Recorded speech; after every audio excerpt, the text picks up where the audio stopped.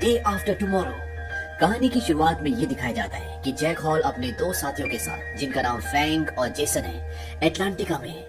यहाँ पर चारों तरफ बर्फ ही बर्फ है और ये यहाँ पर बर्फ के सैंपल्स लेने के लिए आए हैं। और जब ये सैंपल्स ले रहे होते हैं तभी वहाँ पर बर्फ धंसना शुरू हो जाती है और इनकी ड्रिल मशीन वहाँ से हजारों फुट नीचे गिर जाती है। दरअसल यहाँ पर बर्फ की एक बहुत लंबी, गहरी और चौड़ी खाई बन चुकी है और अभी तक इन्होंने जो सैंपल्स लिए हैं वो बर्फ की खाई के उस तरफ हैं। जैक उस तरफ कूद जाता है और किसी तरह से वो अपनी जान पर खेल के उन सैंपल्स को ले आता है। इसके बाद जैक न्यू दिल्ली जाता है जहाँ पर यूएन की एक कॉन्फ्रेंस है और वो वहाँ पर ग्लोबल वार्मिंग के बारे में बताता है।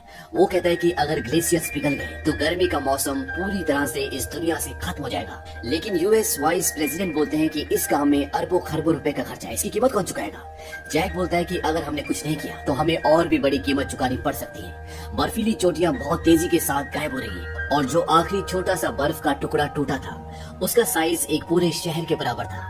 लेकिन जैक की बात को यहाँ पर ज्यादा तवज्जो नहीं दी जाती क्योंकि इस काम में बहुत ज्यादा खर्चा होता है। वहीं दूसरी तरफ ये दिखाते हैं कि मौसम में अब बहुत तेजी के साथ बदलाव आना शुरू हो जाते हैं। समंदर में तूफान आ रहे हैं और एक जगह टेम्परेचर एकदम से 13 डिग्री डाउन हो जाता है और यहाँ तक कि टोक्यो में आसमान से बर्फ के बड़े बड़े टुकड़े गिरते हैं जिससे कई लोग घायल हो जाते हैं। वहीं जैक हॉल अब अपने घर वापस आ जाता है और वापस आने के बाद उसे पता चलता है कि उसका बेटा सैम, जो कि एक बहुत ही होनहार स्टूडेंट है, वो फेल हो गया है। और जब वो अपने बेटे से पूछता है तो वो बोलता है कि जवाब मेरे दिमाग में था इसलिए मैंने लिखा नहीं और प्रोफेसर ने मुझे फेल कर दिया। जैक हॉल कहता है कि वो तुम्हें फेल कैसे कर सकता है, तुम उससे ज्यादा समझदार हो। सैम कहता है कि मैंने भी ऐसे ही कहा था और उन्होंने मुझे फेल कर दिया। दरअसल सैम न्यूयॉर्क जा रहा होता है, वहाँ पर एक क्विज कॉन्टेस्ट होता है और इसीलिए वो अपने कॉलेज के कुछ दोस्तों के साथ वहाँ जा रहा है। और जब वो फ्लाइट पर होता है तो एक बहुत जोरदार तूफान आता है और ऐसा लगता है कि अब इनमें से कोई भी नहीं बचेगा। लेकिन कुछ ही देर बाद प्लेन स्टेबल हो जाता है और ये न्यूयॉर्क पहुंच जाते हैं। न्यूयॉर्क में बहुत ट्रैफिक होता है और ये अपनी गाड़ी से उतर जाते हैं और तभी सैम आसमान की तरफ देखता है। वहाँ पर हजारों पक्षी एक साथ उड़ते हुए कहीं जा रहे होते हैं। वो चिल्ला रहे होते हैं जैसे कोई बहुत बड़ी अनहोनी होने वाली है। वहीं दूसरी तरफ प्रोफेसर टेरी रैप्सन को दिखाया जाता है। ये एक ओशनोग्राफर है, यानी कि जो समंदर के मौसम का ध्यान रखते हैं और ये जैक हॉल के साथ दिल्ली में जो यूएन की कॉन्फ्रेंस हुई थी वहाँ पर भी थे। और ये देखते हैं कि जहाँ समंदर में पहले एक जगह 13 डिग्री सेल्सियस तापमान कम हुआ था, जो इन्हें ऐसा लग रहा था कि वो किसी यंत्र की खराबी के कारण हुआ है, लेकिन अब वो तापमान लगातार कम होता हुआ आगे बढ़ता ही जा रहा है। दरअसल 4 अलग अलग जगहों पे दिखाया जाता है कि 13 डिग्री सेल्सियस तापमान कम हो चुका है और ये एक बहुत बड़ी बात होती है। इतनी जल्दी इतना तापमान नहीं गिरता और वो जैक हॉल को कॉल करते हैं। वो कहते हैं कि जैसा तुमने कहा था कि ग्लेशियर्स पिघलने से उत्तरी पूर्व महासागर की धाराओं पर असर पड़ेगा, लगता है वो असर पड़ना शुरू हो गया। जैक हॉल इस बात से हैरान हो जाता है। वो कहता है हमारे जीते जी ऐसा नहीं हो सकता था, उसके लिए अभी बहुत साल बाकी है। और वो उस ईमेल को चेक करता है जो उसे प्रोफेसर रैप्सन ने भेजी होती है। वो कहता है कि ऐसा पिछले 10,000 सालों में कभी नहीं हुआ। और इसके बाद मौसम विभाग ये जानकारी देता है कि 70 किलोमीटर प्रति घंटे की स्पीड से लॉस एंजलिस में हवाएं चल रही है और यहाँ पर एक बहुत बड़ा बवंडर आ सकता है। और ये दिखाया जाता है कि वहाँ पर जमीन से अपने आप ही कई बवंडर बनना शुरू हो जाते हैं और ये सिलसिला कई घंटों तक चलता रहता है। और जब तूफान बवंडर थमते हैं तो ये दिखाया जाता है कि पूरा लॉस एंजलिस शहर तबाह हो चुका है, बर्बाद हो चुका है और साथ ही साथ लॉस एंजलिस के लिए सभी फ्लाइट्स को कैंसिल कर दिया जाता है। और यहाँ पे अब एक बहुत बड़ी मीटिंग होती है। इस मीटिंग में मौसम विभाग के बहुत सारे लोग होते हैं और साथ ही साथ यहाँ पर यूएस सुरक्षा कमेटी के लोग और नासा के भी लोग होते हैं। जैक हॉल भी यहाँ पर होता है क्योंकि वो नासा के लिए काम करता है, लेकिन इनमें से किसी को भी इस मौसम के बदलाव की सही जानकारी नहीं होती। तभी जैक बोलता है कि क्या आपने उत्तर अंध महासागर की धाराओं पर ध्यान दिया।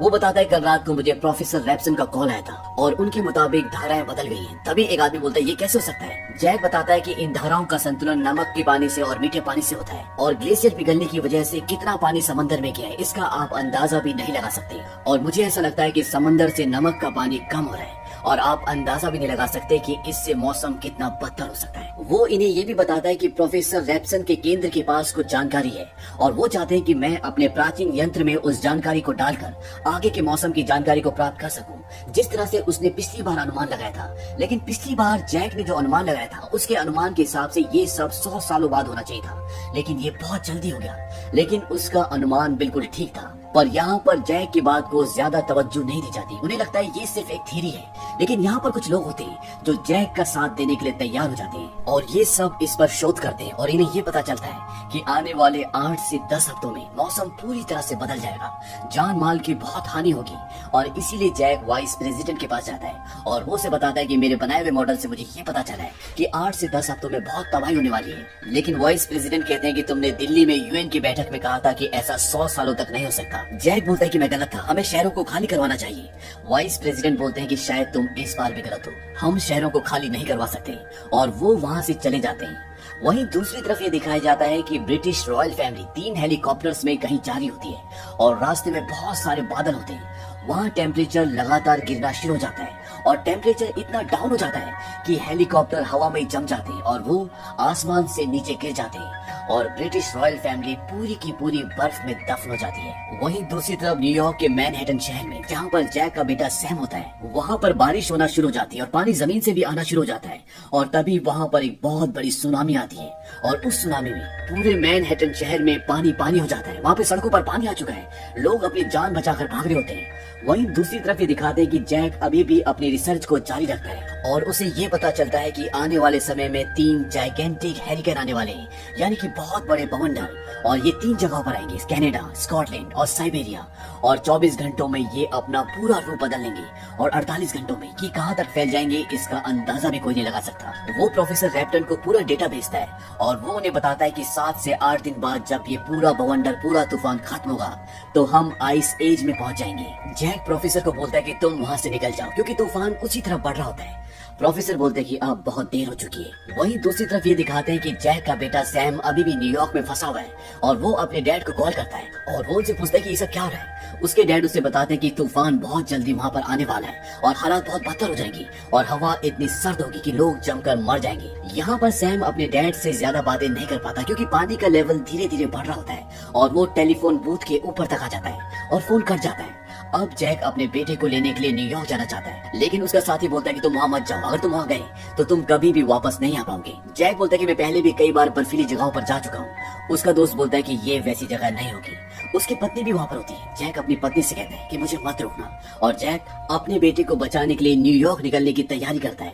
तभी वहाँ पर उसका सीनियर आता है और वो कहता है कि तुम्हें ये सारी बातें प्रशासन को समझानी होगी। जैक बोलता है कि मैं पहले कोशिश कर चुका हूँ।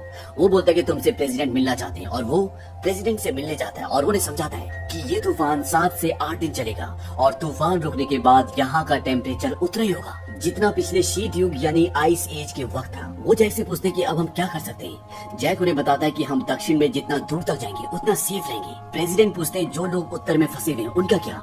जैक बोलता है कि उनको बचाना मुश्किल है, अगर वो अपने घर पर रहकर दुआ करें तो यही उनके लिए अच्छा होगा। और ये कहकर जैक वहाँ से निकल जाता है क्योंकि उसे न्यूयॉर्क के मैनहट्टन शहर जाना है जहाँ पर उसका बेटा फंसा हुआ है। और अब यहाँ पर प्रेसिडेंट ये डिसाइड करते हैं कि जैसा जैक ने कहा है हम वैसे करेंगे। हम सेना को उत्तर में नहीं भेज सकते क्योंकि अगर हमने सेना को उत्तर में भेजा तो शायद वो कभी वापस आ ही ना पाए। और जंग के दिनों में भी ऐसे रूल फॉलो होते हैं, जितने लोगों की जान बचाई जा सकती है उतने लोगों की जान बचाई जाती है। और अब इन्हें लगभग आधे देश को खाली करवाना है। वहीं दूसरी तरफ ये दिखाया जाता है कि जैक अब न्यूयॉर्क के लिए निकल चुका है और न्यूयॉर्क में उसके बेटे ने जिस बिल्डिंग में आश्रय लिया होता है वहाँ पर और भी बहुत सारे लोग होते हैं और वहाँ पर सैम यानी कि जैक के बेटे के दोस्त भी होते हैं। अब यहाँ पर कुछ देर पहले जो पानी सड़कों में भरा हुआ था वो पूरी तरह से जम चुका है, वो बर्फ बन चुका है और बाहर कई सारे लोग दक्षिण की तरफ जा रहे होते हैं। और यहाँ पर अंदर ये ऐलान किया जाता है कि सब के सब उनके साथ दक्षिण की तरफ जाएंगे। लेकिन सैम बोलता है कि हमें बाहर नहीं जाना चाहिए, यहाँ पे हालात और भी बदतर होंगे, ठंड और भी बढ़ जाएगी। मेरे पिता मौसम विभाग में वैज्ञानिक हैं, हमें अंदर रहकर इंतजार करना चाहिए। लेकिन सैम की बात को कोई नहीं मानता। वो कहते हैं कि हम यहाँ पर भूख से, ठंड से मर जाएंगे और वो सब के सब वहाँ से निकलना शुरू करते हैं। लेकिन सैम और उसके कुछ दोस्त यहाँ पर रुक जाते हैं। सैम के डैड ने उसे कहा था कि वो उसे यहाँ पर लेने के लिए आएंगे। वो यहाँ पर कुछ किताबें जलाते हैं ताकि कुछ गर्मी पैदा हो सके। सैम का दोस्त सैम को बोलता है कि पृथ्वी का उत्तरी भाग पूरी तरह से इस तूफान की चपेट में है। यूरोप 15 इंच बर्फ के नीचे धंसा हुआ है। मुझे नहीं लगता कि तुम्हारे डैड यहाँ पर तुम्हें बचाने के लिए आ पाएंगे। सैम बोलता है कि वो आएंगे क्योंकि सैम के डैड ने उसे कहा था कि मैं तुम्हें लेने के लिए आऊंगा। वहीं जैक सैम को लेने के लिए आ रहा होता है। वो अपनी गाड़ी में होता है लेकिन सड़कों पर बहुत गहरी और बहुत ऊंची बर्फ होती है, इसीलिए गाड़ी जा नहीं पाती। और वो अपने उन साथियों के साथ जिनके साथ वो ऐसी जगहों पर पहले भी कई बार जा चुका है अब पैदल आगे चलना शुरू करता है। और रास्तों पर बर्फ इतनी ऊंची ऊंची हो चुकी है कि बड़ी बड़ी बिल्डिंग्स भी अब उन बर्फ के नीचे है। तभी इनमें जो सबसे पीछे होता है उसके पास जो सामान होता है वो उसे खींच कर आगे ले जा रहा होता है और बिल्डिंग के ऊपर का शीशा टूटकर वो सामान नीचे गिर जाता है और उस सामान के साथ ये सब के सब रस्सी से बंधे होते हैं और एक के बाद एक घिसटते हुए उस सामान के साथ नीचे जाना शुरू करते हैं। लेकिन तभी जैक बर्फ पर हुक लगाता है और ये सब के सब रुक जाते हैं और इसके बाद उन्हें ये सामान छोड़ना पड़ता है और अब ये तीनों की तीनों आगे का सफर तय करते हैं। इनके पास सेफ्टी का, खाने का, पीने का अब कोई सामान नहीं बचा और ये सब बिना सामान के अब आगे का सफर तय करते हैं और अगले 1 घंटे में तूफान न्यूयॉर्क तक पहुंच जाएगा। वहीं दूसरी तरफ जहां पर सैम और उसके दोस्त होते हैं वहां पर एक लड़की होती है जिसका नाम लॉरा होता है। दरअसल सैम लॉरा की वजह से यहाँ पर आया होता है, वो उसे प्यार करता है और लॉरा के पैर पर चोट लगी होती है जिससे पॉइजनिंग हो जाती है और उसकी तबीयत अब बहुत ज्यादा खराब है, उसे दवाइयाँ चाहिए। यहाँ पर एक पानी का बहुत बड़ा शिप भी अंदर तक आ चुका होता है और ये कहते हैं कि उस शिप में दवा जरूर होगी और वो अपने दोस्तों के साथ बाहर दवाई लेने के लिए जाता है और जब भी वहाँ से उस शिप के अंदर दवा लेने के लिए जाते हैं तो बाहर दिखाते हैं कि वहाँ पर कुछ भेड़िए भी होते हैं जो जू से छूटकर यहाँ पर आ गए होते हैं और ये भेड़िए उस वक्त इनके ऊपर हमला कर देते हैं जब ये दवा लेके वापस आ रहे होते हैं। लेकिन ये किसी तरह से उनसे बचकर शिप से दवा लेकर बाहर आ जाते हैं और तब ये दिखाते हैं कि मैनहट्टन शहर में अब तूफान आ चुका है और हर चीज जमना शुरू हो जाती है। लेकिन सैम और उसके दोस्त किसी तरह से लाइब्रेरी के अंदर पहुंच जाते हैं जहाँ पर उन्होंने आश्रय लिया होता है और वहाँ पर वो सारी किताबें जला देते हैं क्योंकि अगर ये किताबें नहीं जलेंगी तो ये जमकर मर जाएंगे। वहीं दूसरी तरफ सैम के पिता जैक अपने दोस्त के साथ आ रहे होते हैं, वहाँ पर भी हर चीज जमना शुरू हो जाती है और वो भी एक जगह पर शेल्टर ले लेते हैं और जब तूफान वहाँ से गुजर जाता है तो वो उस लाइब्रेरी की तरफ निकल पड़ते हैं जहाँ पर उनका बेटा सैम है और वो रास्ते में ये भी देखते हैं कि वो सभी लोग पूरी तरह से बर्फ में जमकर मर चुके होते हैं जो लाइब्रेरी से निकलकर आगे का सफर तय कर रहे थे। अब सैम के डैड उस जगह पहुंच जाते हैं जहाँ पर सैम और उसके दोस्तों ने शेल्टर लिया है और वो देखते हैं कि वो सब के सब एक कमरे में, हालांकि यहाँ पर चारों तरफ बर्फ ही बर्फ होती है लेकिन इन्होंने वहाँ पर आग जलाई होती है इसीलिए ये गर्माहट की वजह से बच जाते हैं। सैम अपने डैड को देखता है और उनके गले लग जाता है। वो कहता है कि मुझे पता था कि आप जरूर आएंगे। दरअसल सैम के डैड जैक ने उसे कभी भी टाइम नहीं दिया था क्योंकि वो हमेशा अपने काम में व्यस्त रहते थे। लेकिन अब सैम के सारे गिले, सारे शिकवे खत्म हो चुके क्योंकि उसके डैड अपनी जान पर खेलकर उसे बचाने के लिए यहाँ पर आए। और अब जबकि तूफान थम चुका है तो यहाँ पर हेलीकॉप्टर आते हैं और जैक, उसके बेटे सैम और उसके दोस्तों को सबको बचा लिया जाता है। वहीं दूसरी तरफ ये दिखाया जाता है कि वाइस प्रेसिडेंट अब प्रेसिडेंट बन चुके हैं क्योंकि प्रेसिडेंट की इस तूफान में, इस आपदा में मृत्यु हो चुकी होती है और वाइस प्रेसिडेंट जो कि अब प्रेसिडेंट बन चुके हैं वो मैक्सिको में होते हैं और वहाँ से अपना भाषण देते हैं। उन्हें अपनी गलती का एहसास भी होता है क्योंकि उन्होंने जैक की बातें नहीं सुनी थी। वो कहते हैं कि हम प्रकृति के साथ छेड़छाड़ करेंगे और प्रकृति हमें उसकी सजा नहीं देगी, ऐसा हो ही नहीं सकता। प्रकृति ने हमें दिखा दिया है कि हम उसके सामने कुछ भी नहीं है और अब इंसानियत पूरी तरह से बदल चुकी है। जिन देशों को हम कमजोर मानते थे उन्होंने इस मुश्किल की घड़ी में हमारा साथ दिया, हमें आसरा दिया और मैं ये बात कभी नहीं भूलूंगा। और इसी के साथ ये फिल्म, ये कहानी यहीं पर खत्म हो जाती है। दरअसल इस कहानी से लेखक दुनिया को ये समझाना चाहता है कि ग्लोबल वार्मिंग कितनी खतरनाक हो सकती है। अगर हम नेचर को डिस्टर्ब करेंगे तो इसका फल हमें भविष्य में भुगतना पड़ेगा। और इसमें ये भी दिखाया जाता है कि इंसान की नेचर के सामने कोई औकात नहीं है। अगर नेचर अपने आप में आ जाए तो पल भर में पूरी इंसानियत का खात्मा हो सकता है। ये फिल्म सन 2004 में रिलीज हुई थी और IMDb पर इसकी रेटिंग है 6.4। इस फिल्म का बजट था $125 मिलियन और बॉक्स ऑफिस पर इसने कमाई की थी $553 मिलियन की। उम्मीद करते हैं कि ये कहानी आपको पसंद आई होगी।